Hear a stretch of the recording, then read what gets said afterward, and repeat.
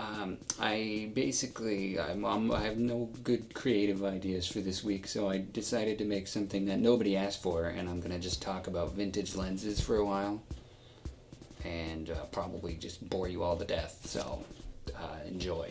All my lenses are vintage, except for this one. Yeah.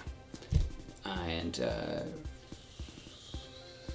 because they're cheap, and I'm poor, you know, they have an interesting character that you don't get in the fancy modern lenses. So that's mostly because I'm poor. Yeah. So the first vintage lens I got is the Vivitar 28mm f2.5.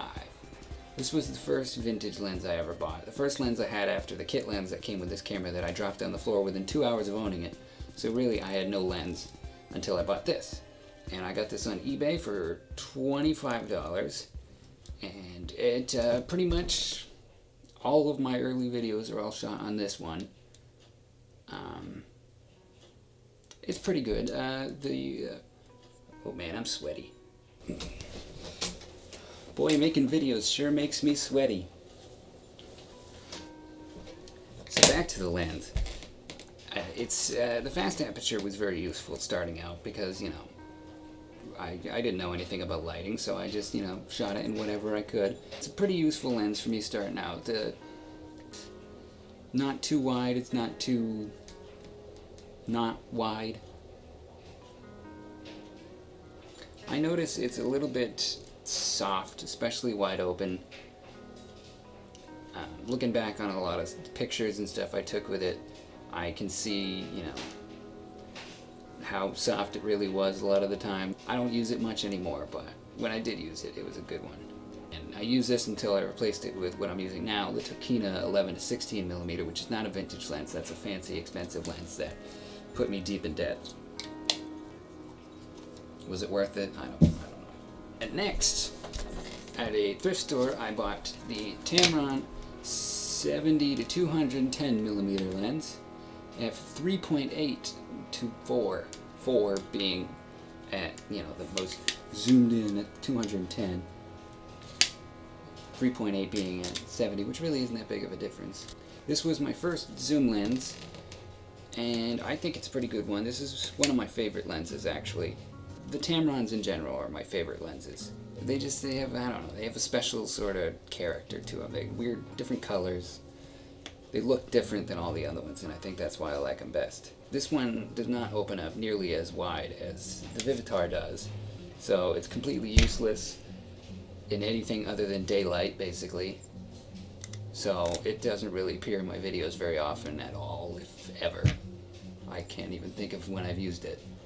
Maybe a couple times, like zooming in on Wally. Maybe. It's more for photography than it is for the videos, but it was the second one I bought. I think this one was also $25, maybe? That sounds right. It could be. And I like all the Tamron Adapt All 2 series because they adapt to all. Then I bought another Tamron lens at another thrift store. This one came with an old 35mm camera. This one was, well, together they were 30, which was a good deal. But I still haven't even used the film camera. I've never done any sort of film photography yet. But this is the one that came with it. And this might actually be my all-around favorite lens for photography, not so much for video. Because again, this one only opened up to 3.5. Oh yeah, the lens is a Tamron 35 to 70mm. This is the 09A model, or 09A, which I think is the worst of the two, or several. The other ones have bigger sort of handles for turning that.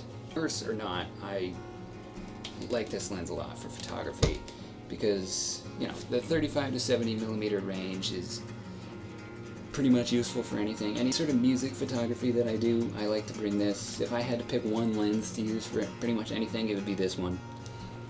Because it's just the most useful, versatile. Even though it doesn't open up that wide, so it's not all that useful.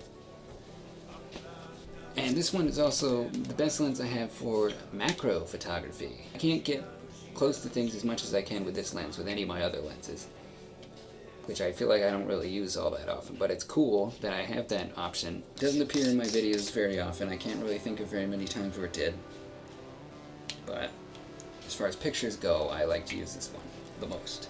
And the next two lenses I got together, these were $3 because they were gifts from my uncle and from his old film camera. The first one is a Nikon 50mm E-Series f1.8, which I have been using pretty much non-stop lately because I love just the super wide aperture. Being able to use it in low light is really cool. I've been trying to get used to the 50mm range being a little tighter than I'm normally used to, especially compared to the 35mm range on this one, which I used to use. I've been trying to use this more in videos.